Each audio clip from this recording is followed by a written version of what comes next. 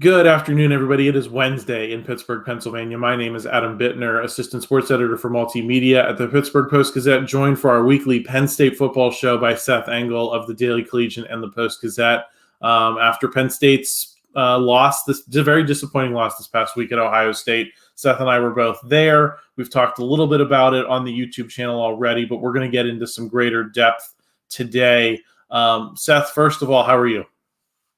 I'm doing well. Yeah, things are getting interesting now. So I'm looking forward to kind of breaking everything down and discussing, where this program really goes from here. Yeah, I think those are questions every Nittany Lions fan's asking. So we're just going to get right into the big ones, Seth.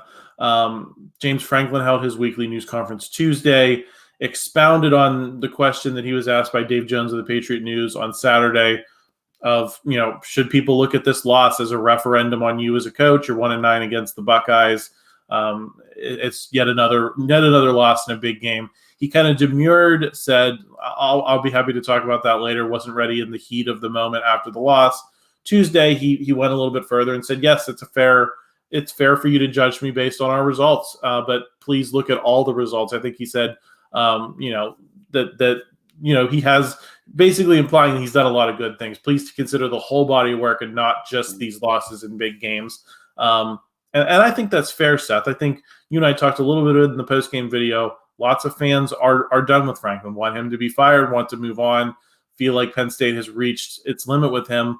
My opinion at the time, and my opinion remains, that you're going to have some chances to detour around Ohio State in these future seasons. Even if you lose that game to Ohio State next year, it's going to be a lot easier to get into the playoff at 10-2. And then maybe you draw some different opponents, and maybe you have a different path to getting down to 8, to getting down to 4, and maybe down to 2 in the national championship game. But how long is that an out for him? If you have a couple of flameouts in the playoffs, how long does this body of work, how long is that going to be satisfactory for people? Yeah, well, I think my first kind of takeaway from the Fire Franklin narrative that's built, kind of progressively since Saturday night, is that right now is not the time to do it. If there were a time, it would not be this year, because if you fire him, then you have to pay him $64 million. And,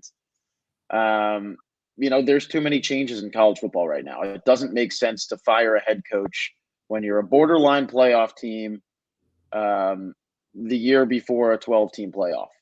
So just getting that across. With that being said, though, with a 12-team playoff on the horizon and with these new Pac-12 teams coming to the Big Ten, providing a new schedule, a new opponent base for Penn State to, maybe succeed in.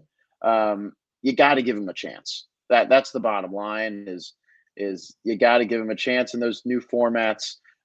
Test the waters a little bit, and if it doesn't work, maybe at that point you move on, because it has been 9-10 years now with Franklin, and he has shown struggles when it comes to beating Ohio State and Michigan consistently, but the body of work thing is fair. He has checked the boxes of everything other than beating Ohio State and Michigan. So maybe once you bring in some of these other Pac-12 teams like Oregon and Washington and USC and UCLA, I know a few of them are losing some pretty premier pieces next year. He might find some more success in that. So you kind of got to wait and see and test the waters. Yeah, I'm careful to lump Ohio State and Michigan together. I think Penn State's shown the ability to beat Michigan, and that they recruited a similar level to Michigan. And Michigan's better right now, but there's been times that Penn State's been the better program. So I think that you can make an argument that Penn State could be on a similar level to Michigan. It's just, what has Michigan done that Penn State hasn't? Beat Ohio State. That's the thing that Michigan has done the last couple of years that Penn State has not, that I think separates the two programs right now. That's really the only big dividing line, other than obviously Penn State lost on the field, but Penn State's lost to Michigan before. Penn State's beaten Michigan before. The thing that Michigan can do that Penn State can't is beat the Buckeyes. And that's why I think it was such a psychologically damaging loss on Saturday, more so than practically speaking. Practically speaking, they still have a path to the college football playoff. They can go beat Michigan. Practically speaking, they have a pretty nice path to a 10-win season, New Year's Six Bowl, and that's not a terrible outcome. It's more about the psychology. Seth, do you think if they weren't changing the college football playoff format, that we would have reached the end of the line here in terms of people's patience with James Franklin? I kind of do, and I know that he has the buyout, and that ultimately probably would prevent them from doing it. But I just walked away from the Horseshoe on Saturday thinking, thank God things are changing for Penn State, because otherwise I think they'd be in a really difficult position in terms of evaluating this program. Yeah, I think when he signed that contract extension, I think that was, maybe a little, safe haven in going into that 12-team format, where you have a coach who is able to pump out these 10-win seasons, which we know could be a playoff team, in a 12-team format. If you're winning 10, maybe even 9 games, you could absolutely qualify for the playoff. So I think Penn State saw that and saw his kind of willingness and passion for the Penn State program, and ran with him. But to your point, if there wasn't a 12-team format kind of on the horizon, James Franklin has failed in the 14 format. It hasn't worked. He's had good teams. He's had really good teams. This year especially was, this is one of his better teams to date, maybe his most stacked roster. And still, against a beatable Ohio State team, he is incapable of beating the Buckeyes. So I think that's fair. But the reality is there is a 12-team playoff, and you still got to give him a chance. Ari Wasserman for The Athletic, Seth, wrote an interesting column this week, basically saying, he's criticized Penn State for falling short in recruiting on the field. He's been very critical of Penn State as a program, and Penn State fans have kind of come out to defend what they've done as a program. Because I think there are certainly, we talk about there's fans that would like to fire Franklin. I think there's a lot of fans that are pretty proud of what Penn State has become, coming out of the Jerry Sandusky scandal. So do you think that we're holding Penn State to the wrong standard? Is there a limit for Penn State as a program, regardless of who's the coach, regardless of who the players are? Is Penn State just a 10-2 program? Is that the high water mark, or do you still look at this as, like, I think we've talked about this a couple different times, is maybe Penn State is a Clemson before Clemson really went nuclear and started winning national championships and making the playoff every year. It took them a while to go from that 9-10 win team to that 11, 12, 13 win team that could win national championships. Where do you put Penn State on that spectrum right now? Well, I will say that a 10-2 team is going to have a completely new definition in 1 year. Yes. So if Penn State's a 10-2 team right now, if they're able to keep doing that, and I'm really interested to see what Penn State's able to do when they're not facing Ohio State and Michigan every year. Obviously, they've shown they're incapable at beating Ohio State. It's 7 straight now. They'll get them again next year and the year after. I don't know if that's going to be another great matchup, especially when Penn State's losing, a ton of pieces on the defense. But I'm interested to see where they actually end up as a consistent 10-2 team, if they're able to put the pieces together and actually do it again next year and make it count. I think a better comparison for Penn State, where they're at right now, is Georgia in the Mark Richt era. I think it's pretty similar to, 10-2 seasons, 9-3. Like, these are good. I think Georgia won 2 SEC championships under Richt, which is good, but they hadn't really won a national championship or taken that next level into, like, the absolute elites of college football yet. That was until Kirby Smart came along and, changed that program as we know it today. So I think a lot of people can look at that and say, okay, well, why doesn't Penn State do the same thing? Franklin's been relatively mediocre. Where's our Kirby Smart? The reality is that Kirby Smart is not just hanging around every corner. It's hard to find a guy like that. It's hard to find a guy like Nick Saban. The only way that you can fire Franklin and this is again after you give him a chance in a 12-team format, is if you have a surefire guy that you know can come in and contribute at a better pace than he did. And I think that the risk completely outweighs the reward in terms of, finding a coach who can do that. I think the history will show you that there are a lot of blunders in that regard. Well, and I'll even use Michigan as an example in this regard. People thought that Jim Harbaugh was, the savior of the Michigan program, and it took a long time even for him to get to that mountaintop. It wasn't something like he came in overnight and just got them there. And I think that's probably the point that I'd reinforce is even if there is that Kirby Smart, that Nick Saban, that maybe Jim Harbaugh character who has the ability to get the program to the next level, it's not going to be an overnight thing, especially at this level of the sport. Changing an entire program, staying that competitive, and then kicking it into another gear is going to be pretty difficult. Seth, we got a lot more to talk about here. I just want to thank our sponsor for this episode of the podcast before we get too far, Voodoo Brewery in State College. Just in time for this change in weather, the crew at Voodoo Brewing in State College, located right off College Avenue at 201 Elmwood Street, has launched their new seasonally inspired line of cocktails, including the crowd favorite hot spiked apple cider. And that's not all. Beginning this Friday, October 13th, well, I guess that's in the past at this point, but beginning Friday, October 13th, the State College Pub now offers the grand opening of their new kitchen. The kitchen is now owned and operated by Voodoo Brewing and will feature more elevated pub fare made famous at their other Voodoo locations. They will continue to offer items like the lobster roll and crab cake sandwich that have become synonymous with the State College Pub as well. Seth, something I talked a lot about with Jason Mackey, who was covering the game with us on Saturday in Columbus, was the talent disparity that still exists, especially at those top ends. With like Penn State doesn't have a Marvin Harrison Jr. that can kind of take over a game like that. They've missed on recruits like him.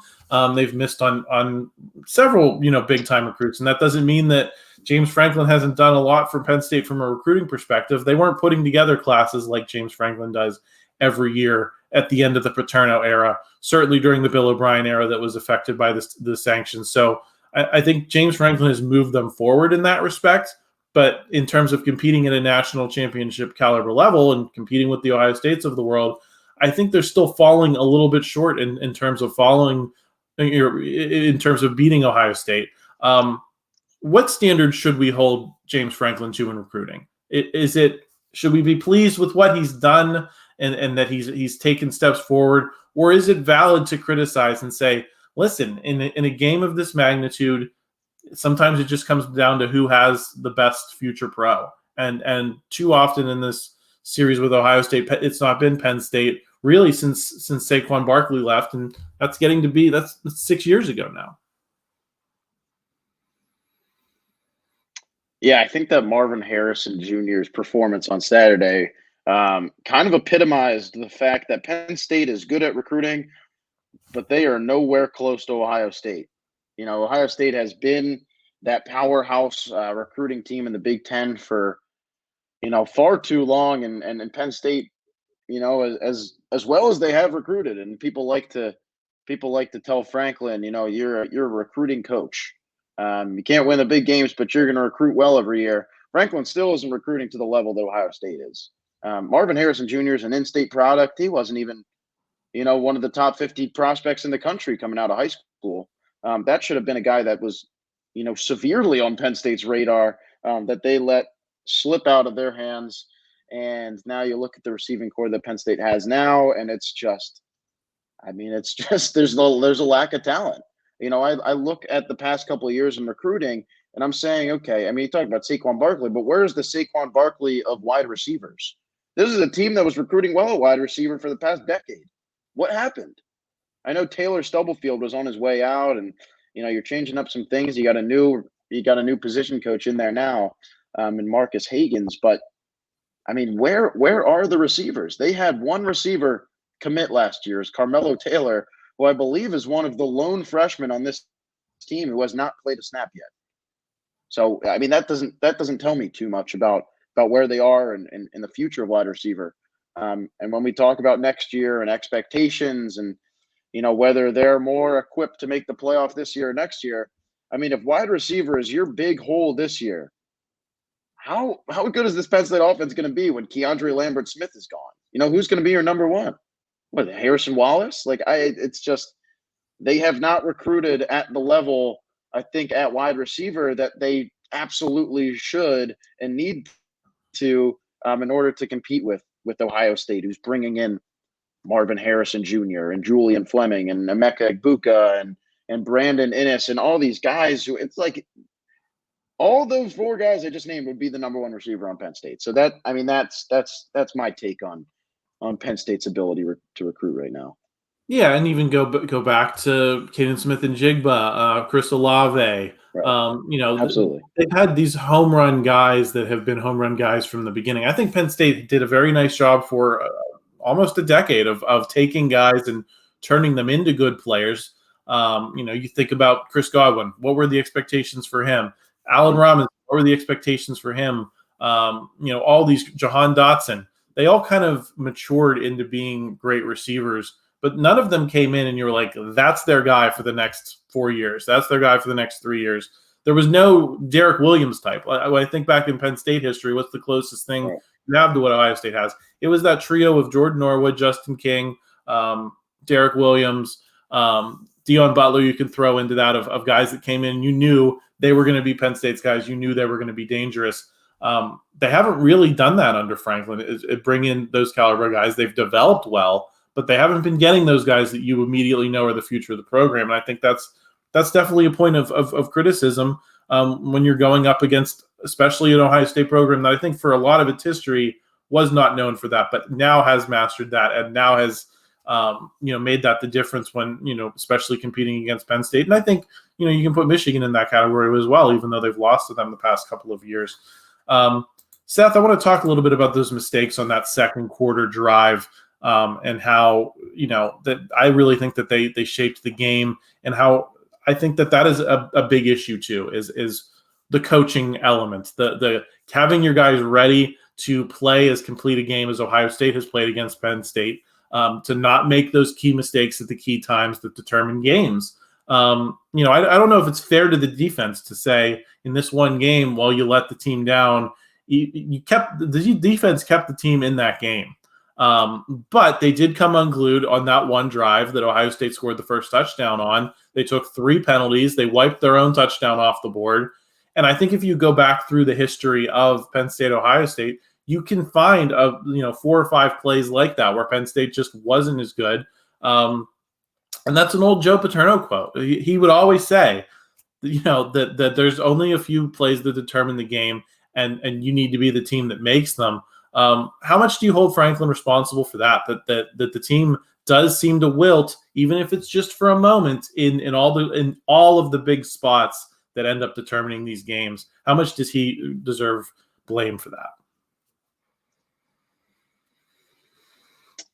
Yeah, I mean, there was absolutely a lack of execution. I think the major talking point from Franklin after the game and even on Tuesday was, the lack of conversions on third down. You don't even need to look at the film to kind of see that. It's 1 for 16 on the box score on third downs. That's terrible. So, I mean, when you talk about kind of being able to execute and when you have, momentum in your favor and not being able to do anything with it, I mean, it was just a disastrous day for the offense in every single way. The play calling was terrible. Allar was bad. The wide receivers couldn't get open. It was just, I don't know. But at the end of the day, when you're struggling like that and your defense is playing as well as it is, the coaching staff has to be able to find something. This is an offense, mind you, that was averaging over 40 points a game before Saturday, despite offensive struggles. So they made it work then. It just, to me, it didn't look like they stick to the script.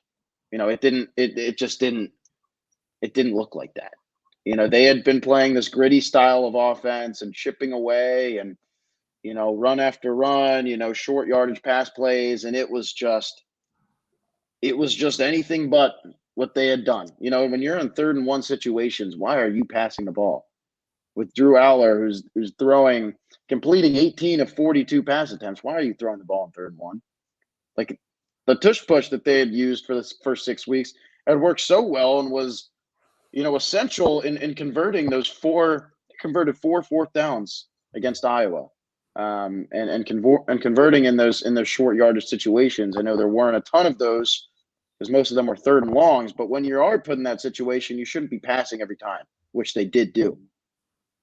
It was, I don't know. It was a combination of so many things, and it was an absolute mess on Saturday. Yeah, it was a coaching mess, and but even despite that, you still had a chance to win the game. But you made those huge mistakes, and there weren't turnovers this time like there were last season. But it was the turnovers last year at Beaver Stadium that took a game that you were winning and took it out of hand. And I think that's something that he really has to answer for is why are his teams not mature enough to consistently at least not make those mistakes. Listen, if you don't make the big mistakes and you still lose the game, I think people can live with that. But when you look at a sequence like that where you take 3 penalties and you come unglued and you lose by 8 points and there was a 14-point swing, there's really nowhere else you can point, even though they did struggle offensively, and even though you do want to see more out of the offense.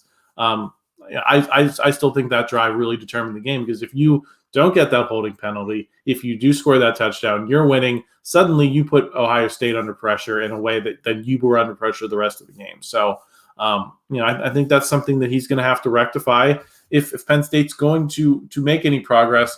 I want to get a little bit into something you mentioned earlier, Seth, which was how much difference do you think the schedule can really make for Penn State? These teams that are coming into the Big Ten are not going to be easy matchups by any means. Oregon and Washington are 2 of the best teams in the country right now. They played a classic last week. And granted, I know that they're both losing guys next year, and they may not be those same teams, but they're very solid programs, and there's every reason to believe that they're going to reload on a relatively consistent basis. USC, I think, has underachieved this season, but is always going to be able to get the players that it wants from the West Coast. It's not going to be easy.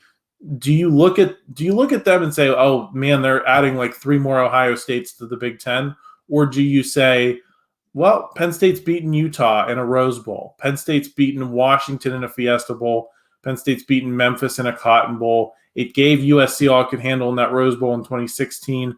Do you look at those games and say, really, there could be a path for Penn State here, that it's just a bad matchup with Ohio State, that you might have in other playoff formats, you might have a way around. In the NFL, the Steelers found a way around the Patriots a couple of times to win Super Bowls. They didn't have to beat Tom Brady. They beat Peyton Manning once, but I think on the other Super Bowl run, they didn't have to face him either. Do you kind of look at this as maybe a similar situation where even if Penn State's not always the best program in the country, maybe the path sets up for you in a particular year that you can make a run and win those matchups because you're better suited to them than you are to facing Ohio State? I'm not sure there's a single team in the country who's benefited more by an expanded conference and an expanded playoff than Penn State. I think that they are just happy to be getting as far away as possible from playing Michigan and Ohio State in the same season, because it hasn't worked. I mean, we said this before. Penn State has had some great teams, some really great teams, and Franklin will tell you that. Not elite teams, but they were great, and they are still incapable of making that 14 playoff when they're playing Ohio State and Michigan in the same year. With that being said, I mean, Penn State beat the Pac-12 champs last year in the Rose Bowl. It's possible if they were in the Pac-12 last year, they would have won the whole thing and probably gone to the playoff. I look at UCLA, Washington, USC, teams that have been relatively competitive at times. I know USC and Washington are probably in a separate category than UCLA right now. But I just think Penn State is a better program. I think that they are well-rounded. I think that Washington is going to struggle without Michael Penix. I think USC is still trying to figure out exactly what it wants to do with itself. Obviously a good offense, but, I mean, their defense has been atrocious. So when you have Penn State, which has struggled offensively, and that's really what's holding them back right now, good defense every year. When you're matching up with USC, I'm taking Penn State every time. I think USC has really struggled and has not lived up to certain expectations. I think Washington has exceeded expectations. and is probably in a better spot than USC is entering the Big Ten next year. But if I'm Penn State, I am looking forward to next year. I know the team. There's going to be some question marks with people leaving. The defense is going to look different. The offense is potentially the same. But I just think that Penn State is in a better position to do some damage with those teams coming in next year. So I want to get back to the receivers briefly here. How much do you think that problem is holding this offense back? And how much do you think it affects the Drew Allar conversation? Because, I was one of the people last season who saw the throws Drew Allar was able to make and said, put that guy in against Ohio State and Michigan. If they lose, they lose. But I thought that they didn't have a great chance of beating those teams with Clifford, and it turned out that they did not. And I thought Drew Allar has the ability to make the throws that Sean Clifford can't make that can win games. And the Drew Allar we saw on Saturday at Ohio State was not that guy.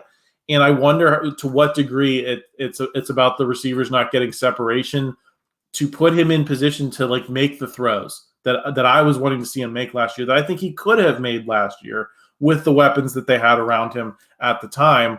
How do you evaluate Allar and the receivers and where the blame for how this offense looks? Because I honestly put it squarely on the receivers. I don't think Drew Allar changed. I think he still has the arm to make those throws. We've seen it at different points this year. I think about that one throw across the field at Illinois, and he just hasn't had the opportunity to make those throws because these receivers aren't setting him up to do that. That's at least how I'm diagnosing it. Yeah, I'll start with my little thing on Drew Allar here. I think Allar's been, relatively efficient in the first 6 games. He hasn't thrown an interception. Ohio State came around, and it was just, that was a different Drew Allar than we had seen. It's not like he had been amazing by any means in the first half of the year, but Saturday, he struggled. He struggled mightily, and I think, the blame, is put on the receivers and the play calling, but it was also, some of that is on him because there were opportunities. There were open receivers at times that he just couldn't hit. Either he threw a missile from short yardage and it kind of just ricocheted off their hands, or he threw it behind them, or he overthrew his receivers. And, there were some clear struggles on Saturday that we have seen pretty consistently on the road this year. He's been okay at home. Hasn't been phenomenal by any means, but he's been winnable. He's a winnable quarterback at home, and then you get on the road and it's been a relative disaster for him. And I think Saturday really just summed that up. With that being said, the receivers are terrible. We're just going to put that across there right now. I don't think that's a secret. It was a question mark in the offseason. It was a question mark in week 2, 3, 4, 5, 6, 7, and especially this week. It was awful. You can't. Ohio State was down their number 1 cornerback in Denzel Burke, and Penn State still couldn't get any separation. KeAndre Lambert-Smith, your big play guy, and he's getting kind of a break, not having to be covered by Burke here, and he wasn't really able to get too open. And if he was, Allar wasn't doing a great job at hitting him. I think Lambert-Smith was targeted 12 times. Did not end up with many receptions at all, and that supporting cast really hasn't done it either. Highlight of the game, Caden Saunders, garbage time touchdown. Will we see more playing time from him? Maybe. I don't know. It's so inconsistent with who they're playing at wide receiver. 1 second it's Malik McClain. The next second he's not taking a snap in 2 weeks. Dante Cephas is not living up to, kind of what he was in the offseason. It's a mess at receiver. It really is. Franklin will tell you that. They're lacking talent there, and they do not have the pieces to make a developing Drew Allar successful in year 1. Yeah, and kind of getting back to the compare, every Penn State quarterback misses throws against Ohio State, and so I think you have to expect that, especially for a guy, a sophomore making his first start against a team of this caliber on the road. I just feel like they're not able to use Drew Allar to the best of his abilities because of the personnel around him, and I think that's a huge indictment of your program, considering the guys you've had. I think, Seth, if they have last year's receivers, I think they win that game on Saturday. I think if they have any Penn State group of receivers going back to Allen Robinson, they win that game on Saturday. That's how big the disparity for me is. And, it almost makes you think of like the Hackenberg years at times where, if those number one guys weren't open, there just was not a whole lot else going on. Yeah, I think that's a good point too, is especially when you look at Ohio State, which is like, it's not like Kyle McCord is phenomenal by any means, and he didn't have a great game. But when you have a guy like Marvin Harrison Jr., Allen Robinson isn't exactly Marvin Harrison, but it's similar when you have a guy that you can just kind of chuck it up to. And if it's not a good throw, like they're so good, they're going to find a way to bring it down. Penn State is severely lacking that. Jahan Dotson was that.